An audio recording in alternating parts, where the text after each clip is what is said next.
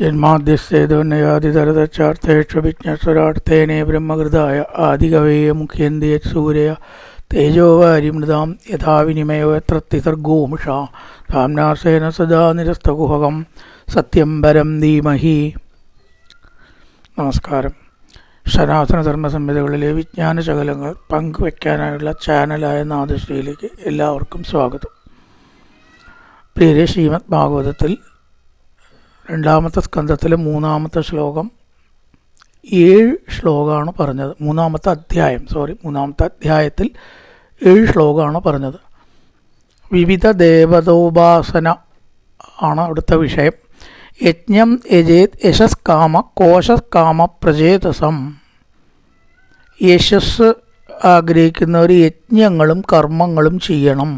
കുറച്ച് കർമ്മത്തിൽ കൂടെ പോകണം എന്നർത്ഥം. കോശകാമ, ഭണ്ഡാരം വർദ്ധിപ്പിക്കണം, സാമ്പത്തികത്തിൻ്റെ ശേഖരം വർദ്ധിപ്പിക്കേണ്ട ഒരു പ്രചേതസ്സുകൾ എന്ന് പറഞ്ഞാൽ വരുണൻ എന്നുള്ള അർത്ഥത്തിലാണ് ഇവിടെ വ്യാഖ്യാനം കൊടുത്തിരിക്കുന്നത്. വരുണനെ ഭജിക്കണത്രേ.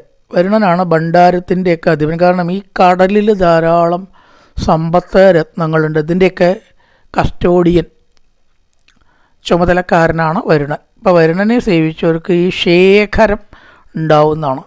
ചിലവാക്കാനുള്ള പൈസ ഇല്ല, ശേഖരിച്ച് വെക്കണം, അത് കൂടണം. ട്രഷറി എന്നുണ്ടെങ്കിൽ വരുണനെ സേവിക്കുക.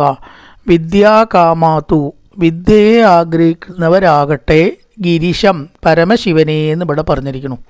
നമ്മൾ സരസ്വതി എന്ന് പറയും. വിദ്യ ആഗ്രഹിക്കുന്നവർ സരസ്വതിയെ ഭജിക്കേണ്ടത്. സരസ്വതി എന്ന് പറഞ്ഞാൽ പാർവതിയാണ്, ശിവൻ്റെ പത്നിയാണ്. പത്നിയുടെ അംശം തന്നെയാണല്ലോ സരസ്വതി എന്ന് പറഞ്ഞാൽ. അങ്ങനെ എടുക്കാൻ ഇവിടെ ഗിരീശൻ എന്നാണ്. ശിവനെ ആത്മജ്ഞാനാണ് ഉദ്ദേശിച്ചത്. ഈ അറിവ് എന്ന് പറഞ്ഞാൽ എപ്പോഴും ആത്മജ്ഞാനമാണ്. മറ്ററിവുകളൊക്കെ അല്പജ്ഞാനേ ആവുള്ളൂ, അല്ലേ? ഇവിടുത്തെ കാര്യത്തെക്കുറിച്ചുള്ള അറിവുകളൊക്കെ അല്പജ്ഞാനാണ്. ആത്മജ്ഞാനം, ഈ ആത്മാവിനെ കുറിച്ചുള്ള അറിവ്, അത് ശിവനെ ഭജിച്ചവർക്കാണ് ഉണ്ടാവുക എന്നാണ്. ദാമ്പത്യാർത്ഥം, ദാമ്പത്യ സുഖം അനുഭവിക്കേണ്ട ഒരു പാർവതിയെ ഭജിക്കണം. ഉമാമഹേശ്വരൻ എന്നും പറയാം, പാർവതി എന്നും പറയാം. പാർവതിയാണ് ഭജിക്കുക, ഉമാമഹേശ്വര പൂജയാണ് അതിന് വേണ്ടത് എന്ന് പറഞ്ഞു. ധർമാർത്ഥ ഉത്തമ ശ്ലോകം തംതും തന്നൻ പിതൃം യജേത് രക്ഷാകാമ പുണ്യജനാൻ ഓജസ്കാമോ മരുഗണാൻ. ധർമ്മമാകുന്ന പ്രയോജനത്തോടു കൂടിയവൻ ഉത്തമ ശ്ലോകനെയും, ഉത്തമശ്ലോകൻ എന്ന നാമധേയത്തെ സ്വീകരിച്ച വിഷ്ണു എന്നാണ് അവിടെ വിവക്ഷ. ധർമ്മമാർഗത്തിൽ ജീവിക്കേണ്ടവർ വിഷ്ണുവിനെ ഭജിക്കണം എന്നാണ്. വിഷ്ണു കൃഷ്ണൻ അവർക്കാണെങ്കിൽ ധർമ്മബോധവും അധർമ്മത്തിൽ വഴുതി വീഴാതെ നിൽക്കാനും കൂടുതൽ കഴിയുക. വിഷ്ണു ഭക്തന്മാർക്ക് ഒരിക്കലും അധർമ്മത്തെ പറ്റി ചിന്തിക്കാൻ പോലും സാധിക്കില്ല എന്നാണ്. അതുകൊണ്ട് ധർമ്മം ആഗ്രഹിക്കുന്നവർ ഉത്തമ ശ്ലോകനെ ഭജിക്കുക, വിഷ്ണുവിനെ. തന്തും തന്നൻ പിതൃം യജേത്, സന്തതിയെ കൂടുതൽ വേണം എന്ന് ആഗ്രഹിക്കുന്നവർ പിതൃക്കളെ ഭജിക്കണം എന്ന് പറയുന്നു. വംശം നശിച്ചു പോവാണ്ട് സംരക്ഷിക്കണം എന്നുള്ളവർ പിതൃക്കളെ ഭജിക്കുക എന്നാണ് ഇവിടെ പറഞ്ഞിരിക്കുന്നത്. പിതൃക്കളേക്ക് ആരെങ്കിലും ഭജിക്കുമോ എന്ന് ചോദിച്ചാൽ സാധാരണ നിലയിൽ നമ്മൾ കണ്ടിട്ടില്ല. വിഷ്ണുവിനെ ഭജിക്കുക, ദുർഗയെ ഭജിക്കുക, ശിവനെ ഭജിക്കുക എന്നൊക്കെ കേട്ടിട്ടുണ്ട്. പിതൃക്കൾക്ക് അതാത് സമയത്ത് ശാർദോട്ടെ കർമ്മം ചെയ്യാലുണ്ട് എന്നല്ലാണ്ട് ഭജിക്കലൊന്നും പതിവില്ല. അതിലും ഇവിടെ അങ്ങനെ പറഞ്ഞിരിക്കുന്നു, തന്തും തന്നൻ പിതൃൻ യജേത്. പിതൃക്കളെ ഭജിക്കുക എന്ന് പറഞ്ഞാൽ പിതൃകർമ്മം ശരിക്ക് ചെയ്യുക എന്നുള്ളതും അച്ഛനമ്മമാരോട് നീതി പുലർത്തിയിട്ട് ജീവിക്കുക എന്നൊരു ആന്തരാർത്ഥമുണ്ട് അതിന് എന്ന് വളരെ വ്യക്തമാണ്. കാരണം ഈ പിതൃയജ്ഞം എന്ന് പറഞ്ഞിട്ടൊരു സംഭവമുണ്ട്. പിതൃയജ്ഞം നമുക്ക് ഗൃഹസ്ഥന്മാർക്ക് 5 യജ്ഞം ചെയ്യണം. 5 അവിടെ നിൽക്കട്ടെ, ഇപ്പം എല്ലാം കൂടി പറയുന്നില്ല. 5 യജ്ഞത്തിലത്തെ ഒന്നാണ് പിതൃയജ്ഞം. ദേവയജ്ഞം, പിതൃയജ്ഞം, മനുഷ്യയജ്ഞം. മനുഷ്യനെ ബഹുമാനിച്ച് പഠിക്കാനാണ് ഭാഗവതം ആദ്യം പറയണം, എന്നിട്ട് മതി ദൈവത്തിന് വരാമെന്നാണ്. നിങ്ങൾ നിങ്ങളുടെ സഹജീവികളെയും ബഹുമാനിക്കേണ്ടവരെയും ബഹുമാനിക്കാതെ എന്നെ ഭജിച്ചിട്ട് ഒരു കാര്യമില്ല. അതാണ് നരയജ്ഞം. നരന് ഒരാൾക്കെങ്കിലും ഭക്ഷണം താൻ കാരണം കൊടുക്കുക ഒരു ദിവസം. ഭക്ഷണമായിട്ട് കൊടുക്കാൻ കഴിയില്ലെങ്കിൽ കുറച്ച് പൈസ കൊടുത്താൽ മതി. ഭക്ഷണം കൊടുക്കാനുള്ള ചുമതല, അത് നരയജ്ഞം എന്ന് പറയും. ഭൂതയജ്ഞം ജീവികൾക്ക് ആഹാരം കൊടുക്കുക എന്നാണ്. ഭൂതം എന്ന് പറഞ്ഞാൽ ജീവജാലങ്ങളാണ്. പിന്നെയാണ് പിതൃയജ്ഞം, ഋഷിയജ്ഞം. ഋഷിയജ്ഞം എന്താ ചോദിച്ചാൽ പുരാണം വായിക്കുക. ഒരധ്യായെങ്കിലും ഒരു ദിവസം വായിക്കണം എന്നാണ്. ഗീതയിലും വേണ്ടില്ല, ഭാഗവതമായാലും വേണ്ടില്ല, എന്താ ഇഷ്ടച്ചാൽ അത്. കാരണം ഋഷിമാർ ഇത് ഉണ്ടാക്കി വെച്ചിരിക്കുന്നത് അവർക്ക് വേണ്ടിയിട്ടല്ല, അവർക്ക് ഇതിൻ്റെ ഒന്നും ആവശ്യമില്ല, നമുക്ക് വേണ്ടിയിട്ടാണ്. അറിയാത്ത തത്വങ്ങൾ അറിയാൻ വേണ്ടി ഇത്ര ബുദ്ധിമുട്ടിയിട്ട് എഴുതിയിട്ടും മഹാഭാവികളത് വായിക്കണില്ലല്ലോ എന്നൊരു ശാപം, ഒരു മനഃവിഷമം, നമുക്ക് മനസ്താപം അവരുടെ ഉണ്ടാവും. എടുത്ത പണിയൊക്കെ വെറുതെ വലുത് വായിക്കാണ്ട് അവിടെ വെച്ചാൽ. അപ്പം അത് അവരോട് ചെയ്യുന്ന വലിയൊരു അപരാധമാണ്. പുരാണങ്ങൾ എവിടെയെങ്കിലും കെട്ടി വയ്ക്കുക, ചെതൽ പിടിക്കുക, മാറാൽ, അതിനല്ല. അത് ഒരധ്യായെങ്കിലും എത്ര കൂടുതൽ വേണമെങ്കിലും വായിക്കാം, ഒന്നെങ്കിലും മിനിമം വായിക്കണം എന്നാണ്. അതാണ് സ്വാധ്യായം. അപ്പം അത് ചെയ്യാതെ നമ്മുടെ ഉപാസന പൂർണ്ണമാവണില്ല. രാമായണം മതി, ഇത് ഋഷി എഴുതിയതാണ്, വാൽമീകി എഴുതിയതാണല്ലോ. രാമായണം വായിച്ചാൽ മതി, പണ്ടതില്ലാണ്ട് ഒരാൾ ദിവസം പൂർത്തിയാവുമോ? ഇപ്പം കർക്കിടത്തിൽ മാത്രം പൊടി തട്ടിയെടുക്കണ ഏർപ്പാടായിരിക്കണം അല്ലേ? അതല്ല വേണ്ടത്. അപ്പം അതാണ് പിതൃയജ്ഞം. ആ പിതൃക്കളെ യജിച്ചാലേ സന്തതികൾക്ക് സുഖം ഉണ്ടാവുള്ളൂ. അപ്പോൾ എന്താണ് ഈ പിതൃയജ്ഞം? പിതൃയജ്ഞം എന്ന് പറഞ്ഞാൽ 3 ഭാഗമാക്കിയിട്ട് തിരിക്കാം. ഒന്ന്, ജീവിച്ചിരിക്കുമ്പോൾ അച്ഛനമ്മമാരോട് ചെയ്യേണ്ട കടമ ചെയ്യുക. മരിച്ചു പോയിട്ട് കുറച്ച് എള്ളും ചെറുളി എറിഞ്ഞിട്ട് ഒരു കാര്യമില്ല, ഇത് വേറെ കാര്യം. ജീവിച്ചിരിക്കുമ്പോൾ അവരോട് പുലർത്തേണ്ട നീതി പുലർത്തിയിട്ടില്ലെങ്കിൽ മനസ്താപം നേടാതെയെങ്കിലും ഇരിക്കുക. തർക്കുത്തരം പറയുക, അല്ലേ, അവരെ ദ്രോഹിക്കുക, ഇത് ചെയ്തിട്ട്. ഇപ്പം ചിലർ ചോദിക്കുക അവരാവണ്ടേ എന്ന്. അത് നമ്മുടെ ബാധ്യതയല്ല, അവരാവേണ്ടത് അവരുടെ ബാധ്യതയാണ്. അത് ചെയ്യാതെ മരിച്ച് ചാത്തോട്ടിയിട്ട് ഒരു കാര്യമില്ല. അതാണ് ഒരു ഭാഗം. രണ്ടാമത് ഒരു ഭാഗമാണ് മരിച്ചിട്ട് അവർക്ക് വേണ്ട കർമ്മങ്ങൾ 1 വർഷമെങ്കിലും ചെയ്യുക. 1 വർഷത്തിന് ചെയ്യണ്ടൂ എന്നാണ് ശാസ്ത്രീയമായിട്ട്. പിന്നെയൊക്കെ ചെയ്യണം ചെയ്യുക, അതുകൊണ്ട് വലിയ നിർബന്ധം പറഞ്ഞിട്ടില്ല. തത്വപ്രകാരം 1 കൊല്ലാണ് മരിച്ച ശേഷം ആത്മാവ് നിലനിൽക്കുക. പിന്നെ അത് വേറെ ആയിട്ട് ജനിക്കുകയോ മുക്തി പ്രാപിക്കുകയോ ചെയ്യും. എന്തായാലും 1 കൊല്ലത്തെ കാര്യങ്ങൾ ശരിക്ക് ചെയ്യാൻ തന്നെ വേണം. അതാണ് മരണാനന്തരം. ഇനി 3ാമതൊരു ഭാഗമുണ്ട് പിതൃയജ്ഞത്തിന്. ആരും ഇത് മനസ്സിലാക്കിയിട്ടില്ല. എല്ലാവരും പിതൃയജ്ഞം എന്ന് മനസ്സിലാക്കി ചാത്തവിട്ടാന്നാണ് വിചാരിച്ചിരിക്കണം. അങ്ങനെയില്ല. നമ്മുടെ മക്കൾക്ക് വേണ്ട കാര്യങ്ങൾ നമ്മൾ ചെയ്യുക. നമ്മൾ എങ്ങനെ അച്ഛനമ്മമാർ നോക്കി എന്ന് നമുക്ക് മുഴുവൻ അറിയും കൂടിയില്ല. ഉറക്കൊഴിച്ചിട്ടും ബുദ്ധിമുട്ടിയിട്ടും താരാട്ട് പാടിയിട്ടും ഒരു കുട്ടി സ്വന്തം ഉറക്കൊഴിച്ചിട്ടും കൂടി അമ്മ ആ കുട്ടിക്ക് വേണ്ടി എത്ര കഷ്ടപ്പെടണു. ഒരു വിഷമം പോലും വിഷമമായിട്ട് അമ്മ വിചാരിക്കണില്ല. അപ്പം അത്രമാത്രം നിസ്വാർത്ഥമായിട്ട് ഒരു കുട്ടിയെ അമ്മ നോക്കുന്നു. അമ്മയ്ക്ക് തന്നെയാണ് അതിലധികം പ്രാധാന്യമുള്ളത്, അച്ഛനും ഇല്ല. അപ്പം അവരെ നമ്മൾ തിരിച്ച് അതേപോലെ നോക്കാൻ നമുക്ക് പറ്റില്ല. അപ്പം അമ്മയെ തൊട്ടിലിട്ട് ആട്ടാൻ നമുക്ക് പറ്റുമോ? അമ്മ കുട്ടിക്ക് എന്തൊക്കെ ചെയ്തിട്ടുണ്ടെങ്കിൽ അതേപോലെ ആ കുട്ടിക്ക് നമുക്ക് ചെയ്യാം, ആ അമ്മയ്ക്ക് നമുക്ക് ചെയ്യാൻ പറ്റില്ല, തിരിച്ച് ചെയ്യാൻ പറ്റില്ല. പക്ഷെ ഒന്ന് ചെയ്യാം, നമ്മുടെ കുട്ടികളെ നമുക്ക് നോക്കാം, ഇല്ലേ? നമ്മുടെ കുട്ടികളെ നമ്മൾ ശപിക്കാണ്ട് ഈ പ്രാവുക എന്ന് പറയും പച്ച മലയാളത്തിൽ, അതൊന്നും ചെയ്യാതെ കുട്ടികളുണ്ടാത്തവരെന്നെയാണ് ഭാഗ്യം ചെയ്തോരെന്നൊക്കെ പറയണ അമ്മമാരുണ്ട് അത്രേ. അങ്ങനെയൊക്കെ പറഞ്ഞാൽ എത്ര തെറ്റാണത് ആലോചിക്കുക. അത് അവരോട് ചോദിക്കണ്ടേ കുട്ടികളില്ലാത്തവരുടെ ദുഃഖം അറിയണമെങ്കിൽ. അപ്പോൾ ഒരിക്കലും നമ്മുടെ കുട്ടികൾ ഒരു ബാധ്യതയായിട്ടോ ഉപദ്രവമായിട്ടോ കാണാതെ ഭഗവാൻ നമുക്ക് തന്നതായിട്ടുള്ള സമ്പത്തായിട്ട് വിചാരിക്കണം എന്നാണ്. എണ്ണത്തിന് പോലും ലിമിറ്റില്ല. പണ്ട് 10 പേർ 12 പ്രസവിക്കുക, അതൊക്കെ പണ്ടത്തെ സമ്പ്രദായം അല്ലേ? കാലം കൊണ്ടത് നമ്മൾ മാത്രമേ ചുരുക്കിയിട്ടുള്ളൂ കേട്ടോ. വേറൊരു സമുദായക്കാരും ചുരുക്കിയിട്ടില്ല. എത്ര വേണമെങ്കിലും പ്രസവിക്കാം, നമുക്ക് 2 പാടൂ. അങ്ങനെ വേണ്ടാന്നാണ് നമ്മുടെ തത്വപ്രകാരം. സന്തതി ഒരു സമ്പത്താണ്, എത്രയായാലും അധികമല്ല. അപ്പം അവരെ നോക്കേണ്ട ആ ബാധ്യതയിൽ കൂടിയിട്ടാണത്രേ അച്ഛനമ്മമാരോടുള്ള കടപ്പാട് നമ്മൾ വീട്ടണത്. ഒരു ഭാഗം കൊണ്ട്, മറ്റേ ഭാഗം കൊണ്ട് അവരെ മനസ്സ് വേദനിപ്പിക്കാതെ കൊണ്ട് നടത്തുക. ഈ 2 ഭാഗമായിട്ട് തിരിക്കാൻ മതി. ഇതൊക്കെ പിതൃയജ്ഞയാണ്. പിതൃയജ്ഞം എന്നുള്ളതുകൊണ്ടപ്പോൾ ഇതൊക്കെ പറയേണ്ടി വന്നത്. അച്ഛനമ്മമാരെ ജീവിച്ചിരിക്കുമ്പോൾ വേദനിപ്പിക്കാതെ ഇരിക്കുന്ന പിതൃയജ്ഞത്തിൻ്റെ ഒരു ഭാഗമാണ്. നമ്മുടെ കുട്ടികളെ നല്ലപോലെ സ്നേഹിച്ച് അവർക്ക് ചെയ്യേണ്ടത് ചെയ്ത് നോക്കുകയും ചെയ്യണം. ഇതുള്ളവർക്കാണ് സന്തതി സമ്പത്തും സന്തതി സൗഖ്യവും ഉണ്ടാവുള്ളൂ എന്നാണ്. സന്തതികളിൽ നിന്ന് അവർക്ക് ദുഃഖം ഉണ്ടാവത്ര. അല്ലെങ്കിൽ ദുഃഖം പലതരത്തിലാവാം. അവർക്ക് വിഷമം ഉണ്ടാവുക, രോഗം ഉണ്ടാവുക, അംഗവൈകല്യം ഉണ്ടാവുക, അവർക്ക് ശ്രേയസ് ഉണ്ടാവാതിരിക്കുക, അവരിങ്ങോട്ട് എന്തെങ്കിലും അധികാരത്തോടു കൂടി പെരുമാറുക. അപ്പം നമ്മൾ അച്ഛനമ്മമാരോട് പെരുമാറിയ ദുഃഖം അച്ഛനമ്മമാർക്ക് എങ്ങനെ ബാധിച്ചു എന്ന് കാണിച്ചേരും ഈശ്വരൻ എന്നാണ്. അപ്പം എങ്ങനെയുണ്ട് എന്ന് ഈശ്വരൻ ചോദിപ്പിക്കത്രേ അവരിൽ കൂടെ.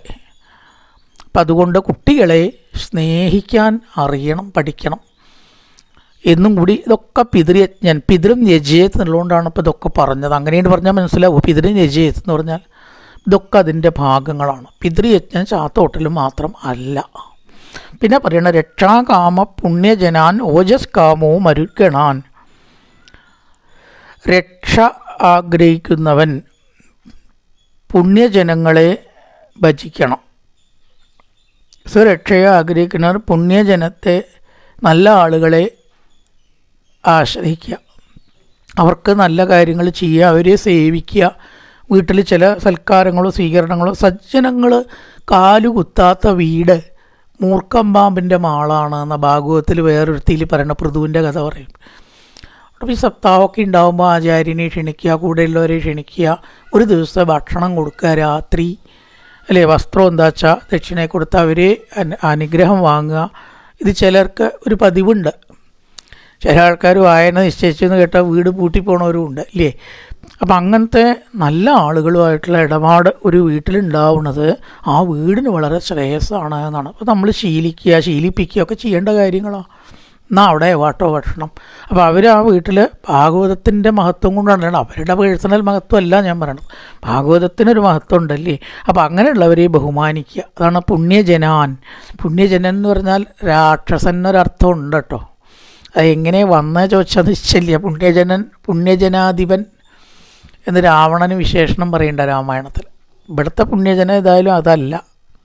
രാക്ഷസന്മാരെ സേവിച്ചിട്ട് ഇപ്പോൾ നമുക്കൊന്നും കിട്ടാനില്ല. പക്ഷെ പുണ്യജനൻ എന്ന് പറഞ്ഞാൽ പുണ്യജനാന്തകൻ, രാമന് പേരുണ്ട്. പുണ്യജനാന്തക, നല്ല ആൾക്കാരെ കൊല്ലുമോ രാമൻ. അപ്പോൾ അവിടെ പുണ്യജനൻ എന്നുള്ളതിന് നാനാർത്ഥമാണ്. ഒരേപോലെ രാക്ഷസന്മാർ എന്നുള്ള അർത്ഥമുണ്ട്, സജ്ജനങ്ങൾ എന്നുള്ള അർത്ഥമുണ്ട്. വാക്കുകൾക്ക് സന്ദർഭത്തിനനുസരിച്ചിട്ടാണ് അർത്ഥം വരിക. പുണ്യജനാൻ ഓജസ് കാമോ മരുഗണാൻ. ഓജസ്, വീര്യം ഇതൊക്കെ ആഗ്രഹിക്കുന്നവർ മരുത്തുക്കളെ പൂജിക്കണം. കാറ്റിൻ്റെ ദേവതയാണ് ഈ മരുത്തുക്കൾ. കാറ്റാണ് നമുക്ക് ചലനശക്തി നൽകുന്നത്. അതാണ് ഈ സപ്തമാതൃക്കളൊക്കെ ഉണ്ട് ക്ഷേത്രത്തിൽ പ്രതിഷ്ഠ അല്ലേ. നമുക്ക് ഓജസ്സും ബുദ്ധിക്ക് തേജസ്സും വീര്യവും ഒക്കെ ഉണ്ടാവാനാണ്. ഇനി രാജ്യകാമോ മനൂൻ ദേവ നിരതിൻ ദഭിചരൻ യജേ കാമകാമോ യജേ സോമം അകാമ പുരുഷംബരം. രാജ്യകാമ, രാജ്യത്തെ ആഗ്രഹിക്കുന്ന. എലക്ഷൻ പ്രഖ്യാപിച്ചു, നമ്മൾ നോമിനേഷനൊക്കെ കൊടുത്താൽ ആരെ ഭജിക്കണം? അത്രേ മനൂൻ ദേവാൻ, മന്വന്തര ദേവന്മാരെ ഭജിക്കണം. ആരായി മന്വന്തര ദേവന്മാർ? 14 മനുക്കളാണ് ഇവിടെ പ്രതിപാദിക്കുക ഭാഗവത്തിൽ. അതിൽ ഓരോരോ മനുക്കൾ സ്വയംഭോ മനു, സാരോജിഷ മനു, ഉത്തമ മനു, താമസ മനു, ചാക്ഷുഷ മനു, അങ്ങനെ 14 മന്വന്തര. ദേവസാവർണി, ഇന്ദ്രസാവർണി, ബ്രഹ്മസാവർണി എന്നും പറഞ്ഞ് 14 മനുക്കളുണ്ട്. അവർ നന്നായിട്ട് ഈ ലോകം ഭരിച്ചു കൊണ്ട് നടത്തിയവരാണ്. ഒരു രാജ്യമോ ഒരു ടെറിട്ടറിയോ അല്ല, ലോകം മുഴുവൻ ധർമ്മം സ്ഥാപിച്ച് നടത്തിയവർ അത്രയും മനു വേണം, മന്വന്തരം എന്ന് പറയണത്. അപ്പോൾ അവരെ ഭജിക്കുക, മനുസ്മൃതി പഠിക്കുക, ഭജിക്കുക. മനുസ്മൃതി കത്തിക്കണവരപ്പം ഉള്ളവർ, ആ കത്തിക്കണവരൊക്കെ കത്തിക്കപ്പെടും ചെയ്യും. അതിൻ്റെ അർത്ഥം മനസ്സിലാക്കണ്ട. അപ്പം ആ മനുക്കളെ ബഹുമാനിച്ച് മനുസ്മൃതി അല്ലേ, വേണ്ടാത്ത വ്യാഖ്യാനങ്ങളാണ് സ്ത്രീ സ്വാതന്ത്ര്യം അർഹതി എന്നുള്ളതിന് കൊടുക്കണം. സ്ത്രീയെ ചങ്ങലയ്ക്ക് കെട്ടിയിടണം എന്നല്ല ഒരിക്കലും മനു പറഞ്ഞത്. പിന്നെയോ ഒറ്റയ്ക്കാക്കിയിട്ട് കഷ്ടപ്പെടുത്തരുത്. സ്വാതന്ത്ര്യം, ഒറ്റയ്ക്ക്, അവളെ ഒറ്റയ്ക്കാക്കരുത്. അതുകൊണ്ട് എന്ത് ചെയ്തു? ബാല്യേ രക്ഷതി, ബാല്യത്തിൽ അച്ഛനാൽ രക്ഷിക്കപ്പെടണം. എനിക്ക് ആളുണ്ട് ചോദിക്കാൻ. ഭർത്താവ് യൗവനത്തിൽ, വയസ്സായാൽ മകൻ്റെ സംരക്ഷണത്തിൽ, പിന്നെ സ്ത്രീ സ്വാതന്ത്ര്യം അർഹത. ബാക്കി 3 വരി നോക്കിയാലേ 4-ാമത്തെ വരിയുടെ അർത്ഥം പറയാവൂ. പല ശ്ലോകങ്ങളും അങ്ങനെയാണ്, ഇൻഡിപെൻഡൻ്റ് അർത്ഥമല്ല, ബാക്കി വരികളോട്ട് കണക്ട് ചെയ്തിട്ട് വേണം അർത്ഥം എടുക്കാൻ. അതുകൊണ്ട് സ്ത്രീയെ ഒറ്റയ്ക്കാക്കിയിട്ട് കഷ്ടപ്പെടുത്തരുത്. ഈ നല്ല ഉപദേശത്തെ മനുസ്മൃതി, അപ്പോൾ അതങ്ങനെയല്ല വേണ്ടത്. ആ മനുസ്മൃതി നമ്മുടെ അടിസ്ഥാനമായിട്ടുള്ള നല്ല ആ ധർമ്മം പറയുന്ന ഗ്രന്ഥം തന്നെയാണ്, അതിനൊരു സംശയമില്ല. ഇതിനെ വിമർശിക്കണവർ ദയവ് ചെയ്തിട്ട് അതൊന്ന് വായിച്ച് മനസ്സിലാക്കിയിട്ട് വിമർശിക്കാൻ പുറപ്പെടുക. അപ്പോൾ തെറ്റായിട്ടുള്ള വ്യാഖ്യാനങ്ങൾ വരില്ല. അപ്പോൾ അവർ മനുവിനെ ഭജിക്കുക. രാജ്യകാമോ മനുൻ ദേവാൻ. അപ്പോൾ അവർക്ക് വിജയങ്ങളും അധികാരങ്ങളും ഒക്കെ കിട്ടും, പഞ്ചായത്ത് പ്രസിഡൻ്റെങ്കിലും ഒക്കെ ആവാം. നിരുതിൻ ദഭിചരൻ യജേത്. നിരുതി കോണിലുള്ളവരെ ഭജിക്കുന്നത് ശത്രു നാശം ആഗ്രഹിക്കുന്നവർ. നിരുതി കോൺ എന്ന് പറയുന്നത് കന്നിമൂലയാണ്. കന്നിമൂലയ്ക്കാണ് നിരുതി കോൺ എന്ന് പറയുക. തെക്ക് പടിഞ്ഞാറേ മൂല നിരുതിയാണ് അവിടെയുള്ള ദേവത. അവിടെ നിരുതി ഭജിക്കുന്നത് ശത്രുദോഷം ഇല്ലാതിരിക്കാനാണ് എന്നാണ് പറയണത്. ഇപ്പോൾ നമ്മുടെ കന്നിമൂലയിൽ ഒരു അസുര പ്രതിഷ്ഠയാണ് ഈ നിരുതി. അതുകൊണ്ട് അവിടെ പൂജാമുറി ആക്കരുത് എന്നാണ് പറയുന്നത്. ചിലരങ്ങനെ ആക്കണം എന്ന് പറയുന്നുണ്ട്. കൺഫ്യൂഷൻ നമ്മുടെ മതത്തിൽ വളരെ പ്രധാനമാണല്ലോ. ശരിക്കും പറയാച്ചാൽ കന്നിമൂലയിൽ പൂജാമുറി പാടില്ല എന്നാണ്. കിടപ്പ് മുറിയാണ് വേണ്ടത്, അതാണ് ശരി. അത് വീട്ടിലും അങ്ങനെയാണ് ഉണ്ടാവുക. കാരണം അവിടെ കൊണ്ടുപോയി പൂജാമുറി വെച്ചാൽ അസുരന്മാരും ദേവന്മാരും കൂടി തമ്മിൽ തല്ലും എന്നാണ്. അതുകൊണ്ട് കന്നിമൂലയിൽ പൂജാമുറി വെച്ചാൽ ഉറപ്പാണ് അവിടെ തമ്മിൽ തല്ലുണ്ടാവും. അപ്പം നിരുതി കോൺ നമ്മൾ സന്ദർഭമായിട്ട് മനസ്സിലാക്കാൻ വേണ്ടി പറഞ്ഞു എന്നേ ഉള്ളൂ. നിരുതി എന്ന് പറഞ്ഞാൽ കന്നിമൂല, അവിടെ ഉള്ള ദേവതയ്ക്കാണ് നിരുതി എന്ന് പറയുക. അവിടെ കിടപ്പ് മുറിയാണ് വീട് പ്രകാരം നമ്മൾ ചെയ്യാറ്. കാമകാമം ഭോഗത്തെ ആഗ്രഹിക്കുന്നവൻ സോമൻ ചന്ദ്രനെ ഭജിക്കുന്നു. ഒരു ദിവസം ചന്ദ്രനെ കാണരുത്. അത് ഏതാണെന്ന് ചോദിച്ചാൽ വിനായക ചതുർത്ഥി ദിവസം. ബാക്കി ദിവസങ്ങളൊക്കെ വെളുത്ത വാവ് ആചരിച്ച് ചന്ദ്രനെ ഭജിക്കാം. പിന്നെ ആഗ്രഹമില്ലാത്തവർ അകാമ പരനായിരിക്കുന്ന പുരുഷനെ ഭജിക്കണം. പ്രപഞ്ചത്തിലത്തെ ഒരു കാര്യത്തിലും ആഗ്രഹം ഇല്ലാത്തവരുടെ കാര്യം ലാസ്റ്റിൽ പറഞ്ഞു. ആഗ്രഹമുള്ളവരുടെ കാര്യമോ ആദ്യം ഇതൊക്കെ പറഞ്ഞു. അവർ സാക്ഷാൽ മഹാവിഷ്ണുവിനെ ഭജിക്കുക. എനിക്ക് ഈ ലോകത്തിലൊന്നും നേടേണ്ടതായിട്ട് ഇനിയില്ല, ഒന്നിനെക്കുറിച്ച് ഞാൻ ചിന്തിക്കണമില്ല എന്നുള്ളവർ ഈശ്വര ഭജനം ചെയ്ത് സ്വസ്ഥമായിട്ടിരിക്കുക, ഒന്നും ചോദിക്കേണ്ട. ഇനിയത്തെ ശ്ലോകമാണ് ഏറ്റവും പ്രധാനം. അതിനു വേണ്ടിയാണ് ഇതൊക്കെ പറഞ്ഞത് കേട്ടോ. അകാമ സർവകാമോ വാ മോക്ഷകാമൗദാരധി തീവ്രേണ ഭക്തിയോഗേന യജേത പുരുഷം പരം. ഒരു കാര്യത്തിലും ആഗ്രഹമില്ലാത്തവനാണ് അകാമൻ. ഇനി എല്ലാ കാര്യത്തിലും ആഗ്രഹമുള്ളവരോ സർവകാമ യജേത മോക്ഷകാമ ഉദാരധി. എല്ലാ കാര്യങ്ങളും ഈ ലോകത്തിലത്തെ വേണം താനും, മോക്ഷം വേണം താനും, രണ്ടും വേണം. ഒന്നും വിടാൻ വയ്യ, കാളയും വിടാൻ വയ്യ, കയറും വിടാൻ. നമ്മളൊക്കെ അതിലാണ് വിടല്ലേ. ലോകത്തുള്ളതൊക്കെ വേണ്ടാന്ന് വെക്കാറായോ? ഇല്ല. മോക്ഷം വേണ്ടാന്ന് വെക്കാറായിട്ടുണ്ടോ? അതും വേണം. ഇനിയും രണ്ടും വേണം. അപ്പം എന്താ ചെയ്യുക? തീവ്രേണ ഭക്തിയോഗേന യജേത പുരുഷം പരം. 10ാമത്തെ ശ്ലോകത്തിന് വേണ്ടിയിട്ടാണ് കേട്ടോ ഈ 9 ശ്ലോകവും പറഞ്ഞു വെച്ചത്. നിങ്ങൾ ഈ ഓരോ കാര്യത്തിന് വേണ്ടിയിട്ട് ഓരോരോ ദേവതകളുടെ പിന്നാലെ ഓടണ്ട, നിർത്തിക്കോളൂ. എപ്പോൾ ഭാഗവതത്തിലേക്ക് വന്നോ ഈ വിവിധ ദേവതോപാസന ഒന്നാട് നിർത്തുക. ഹിന്ദു മതം വിവിധ ദേവതോപാസനയിൽ അധിഷ്ഠിതമാണ്. ഇതാരാ പറഞ്ഞത്? വിവിധ ദേവതോപാസന എന്നൊന്നില്ല. ആത്മാവ് ഏകമാണ്, അദ്വൈതമാണ്. ശങ്കരാചാര്യ പ്രഖ്യാപിച്ചിട്ടുണ്ട് അദ്വൈതമാണ്. ഏക ഏവ അദ്വിതീയം ബ്രഹ്മ, അതിന് സംശയമൊന്നുമില്ല. അതുകൊണ്ട് നിങ്ങൾ മറ്റു മതസ്ഥരെ അഭിമാനിക്കേണ്ട. നിങ്ങൾ മാത്രമേ ഏകദൈവത്തിൽ വിശ്വസിക്കുന്നുള്ളൂ. ഹിന്ദുമതം അങ്ങേയറ്റത്തെ അദ്വൈത പറയണം. പക്ഷേ അവിടെ ഒരു പക്ഷേ ഉണ്ട്. അവിടേക്ക് എത്തുന്നത് പല ദൈവ ഉപാസനയിൽ കൂടെയാണ്.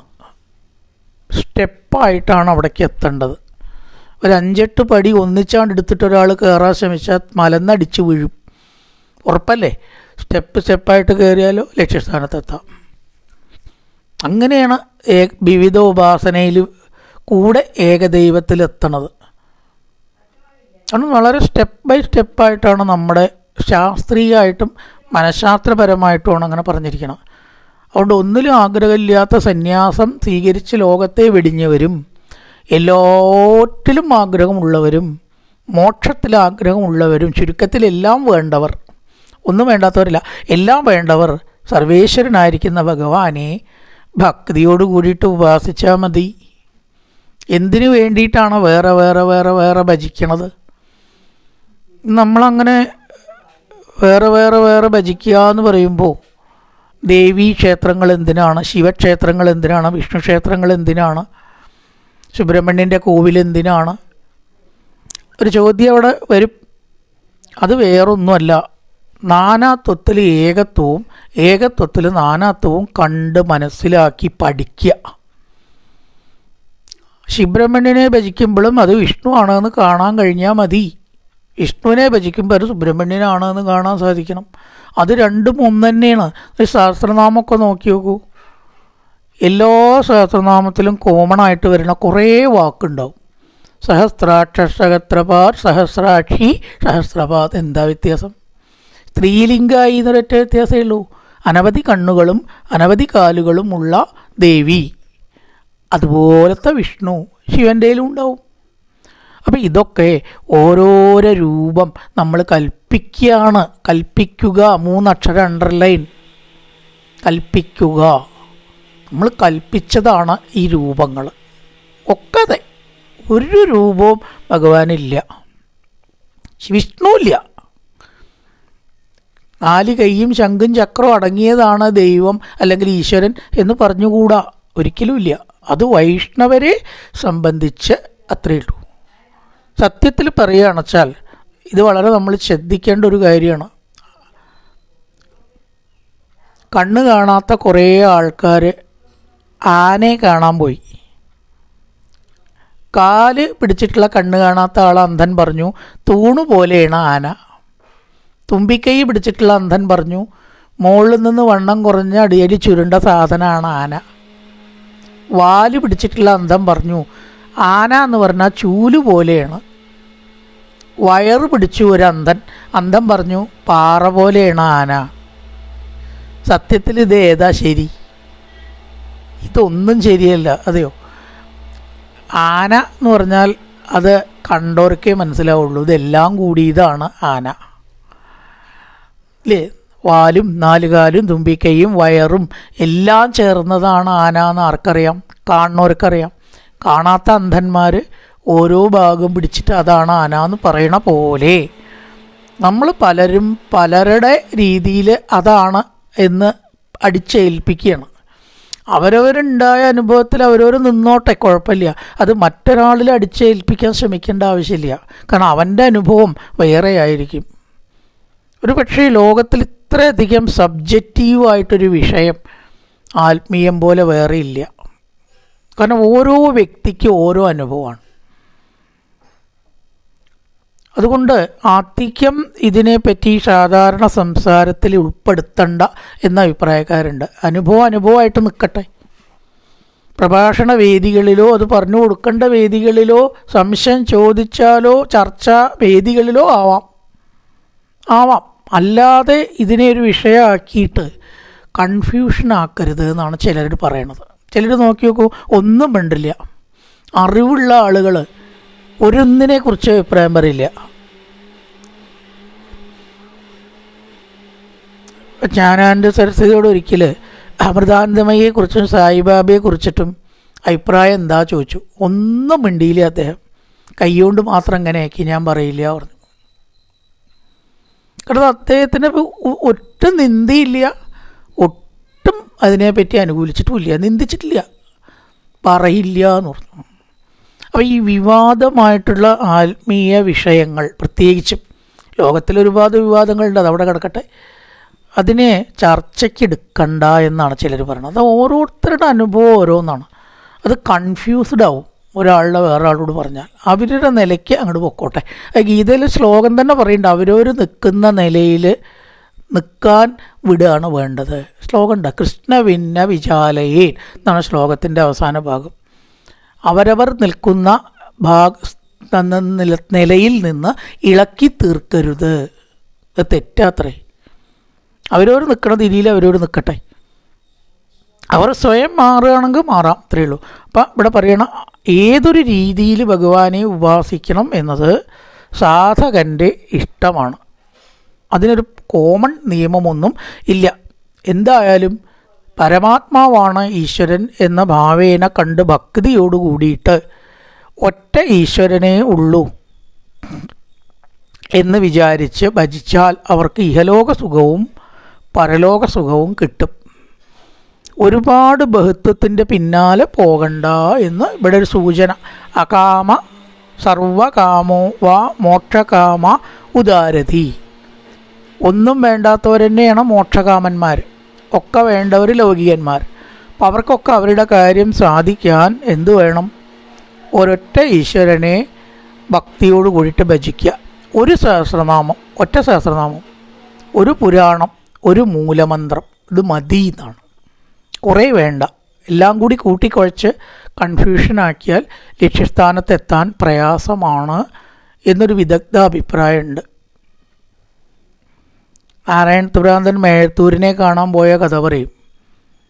ഇപ്പം മേഴത്തൂർ കുറച്ച് വിവിധ ഉപാസനയിൽ ശ്രദ്ധയുള്ള ആളാണ്. അപ്പം ഇദ്ദേഹം പുറത്തിരുന്നു, പുറത്തേക്ക് വരുന്നില്ല, പൂജയിലാണെന്ന് പറഞ്ഞു ആരോ. അപ്പം ആരെയെ പൂജിക്കണമെന്ന് വെച്ചു, ഗണപതിയാണ്. ഓ, കുറച്ച് കഴിഞ്ഞപ്പോഴോ അപ്പം ദേവിയാണ്, സരസ്വതിയാണ്. അപ്പം ആരെയും ചോദിച്ചത് ശിവനെയാണ്. ഇങ്ങനെ ഓരോരോ പൂജ കഴിയുമ്പോഴേക്കും മണിക്കൂറൊന്ന് കഴിഞ്ഞിരിക്കണു. ഇപ്പം മേഴത്തൂർ പുറത്തേക്ക് വന്നപ്പോൾ മുറ്റത്ത് ഇയാളൊരു 5-10 കുഴി നാരായണത്തുഭ്രാന്തൻ കുഴിച്ചു വെച്ചു. ഇപ്പം മേഴത്തൂർ ചോദിച്ചു എന്നാണ്, ഇതെന്താ ഇപ്പം താൻ ചെയ്തത്? ഈ മുറ്റത്തൊക്കെ എങ്ങനെ കുഴി? ഇതൊക്കെ കൂടി കൂട്ടിയിട്ടുണ്ടെച്ചാൽ വെള്ളം കണ്ടിരുന്നല്ലോ, എന്താ ഇപ്പം ഈ കുഴി കുത്തിയതിൻ്റെ ഉദ്ദേശം? മേഴത്തൂർ ചോദിച്ചു. താൻ പറഞ്ഞ ഉത്തരം തന്നെ എനിക്കും പറയാനുള്ളത്. ഒക്കെ കൂടി കുഴിച്ചാൽ വെള്ളം കണ്ടിരുന്നു. ഉത്തരം താൻ തന്നെ പറഞ്ഞില്ലേ. ഈ വിവിധ ദേവതകളുടെ പിന്നാലെ പോയാൽ എവിടെയും നമ്മൾ ചിലപ്പോൾ എത്തില്ല. അങ്ങനെ അനന്തമായിട്ട് അത് പോയിട്ടും കൊണ്ടേയിരിക്കും. ഒറ്റൊന്നാച്ചാലോ ലക്ഷ്യത്തിലേക്ക് എത്തുകയും ചെയ്യാം. ഓരോരോ ദേവതമാർക്ക് അവരവരുടെ ബലം കൊടുക്കാൻ സാധിക്കുള്ളൂ എന്നാണ് ഇതിന്ന് എടുക്കേണ്ടത്. മഹാവിഷ്ണുവിനെ ഭജിച്ചാലോ എല്ലാതും കിട്ടും. അതാണ് പരമപുരുഷനായ മഹാവിഷ്ണുവിനെ ഐഹികമായിട്ടുള്ള എല്ലാ സുഖവും കൊടുക്കും. പരലോകത്തുള്ളത് യോഗണ്ടെച്ചാൽ കിട്ടും, മോക്ഷവും കിട്ടും, ഒക്കെ കിട്ടും. അപ്പോൾ എല്ലാം കൂടി ഒറ്റമൂലികയാണ് വിഷ്ണു ഭജനം എന്ന് ഇവിടെ പറഞ്ഞിരിക്കുന്നു. അകാമ സർവകാമോ വാ മോക്ഷകാമ ഉദാരധി തീവ്രേണ ഭക്തിയോഗേന യജേത പുരുഷം പരം. ഒരുപാട് ഉപാസനയുടെ പിന്നാലെ പോവാതെ പിടിച്ചത് ബലത്തിൽ പിടിക്കുക. അപ്പോൾ അതിൽ പുരോഗതി ഉണ്ടാവും, അല്ലെങ്കിൽ ഒന്നിലും പുരോഗതി ഉണ്ടാവില്ല. ഏതാവാനേവ യജതാം ഇഹ നിശ്രേയസോദയ ഭഗവത്യജലോ ഭാവോ യത് ഭാഗവത സംഗത. ഭാഗവത സംഗത ഭഗവത് ഭക്തന്മാരുടെ ചേർച്ചയിൽ നിന്ന് ഭഗവതി ഭഗവാനിൽ, സ്ത്രീയല്ല ഭഗവാനിൽ, അചലം ഇളക്കമില്ലാത്തതായ ഭാവ വിചാരം യാതൊന്നോ ഇഹ യജതാം യജിക്കുന്നവരുടെ ശ്രേയസ്സിനായിക്കൊണ്ട് അത് തന്നെയാണ് വേണ്ടത്. പല ആ ദേവതകളുടെ പിന്നാലെ നമ്മൾ പോയാൽ എന്താണ് ദോഷം? ദോഷം എന്ന് ചോദിച്ചാൽ ഒന്നിലും ഉറപ്പുണ്ടാവില്ല. അതന്നെ, ഒന്നിലും ഉറപ്പിക്കാൻ പറ്റില്ല. ഉറപ്പിക്കൽ വളരെ പ്രധാനമാണ്. ഏതെങ്കിലും ഒന്നിൽ ഉറയ്ക്കാന്നുണ്ടല്ലോ, ഒന്നിലാവുമ്പോൾ അത് വേഗം സാധിക്കും, പലതിലാവുമ്പോൾ എങ്ങനെയാണ് ഉറയ്ക്കുക? ഇപ്പം ഭാഗവതം സംഘ എന്ന് പറഞ്ഞാൽ ഭക്തന്മാർ നടത്തിയുള്ളൂ. ദേവി ഭക്തന്മാരും ആവാം, വിഷ്ണു ഭക്തന്മാരും ആവാം, ശിവഭക്തന്മാർ. ആ ഭക്തന്മാരുടെ ചേർച്ച, അവർ പറയുന്ന ഈശ്വര കഥകൾ, ഏതെങ്കിലും ഒരു ദേവൻ്റെ ഉപാസനയിൽ നമ്മൾ കുറച്ചധികം പോകണം.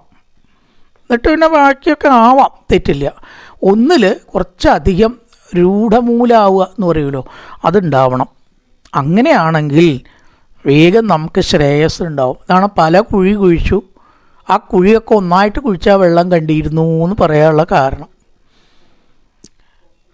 ഇപ്പോൾ ഉദാഹരണം, വിഷ്ണു സഹസ്രനാമം നമ്മൾ ചെല്ലുന്നതിനേക്കാളും ഫലമുണ്ടത്രേ ഓം നമോ നാരായണായ എന്ന് 1000 പ്രാവശ്യം ചെല്ലുക. അതായത് ഒരാളിപ്പോൾ ഈയിടെയായിട്ട് പറഞ്ഞിട്ടാണ് ഞാൻ മനസ്സിലാക്കി.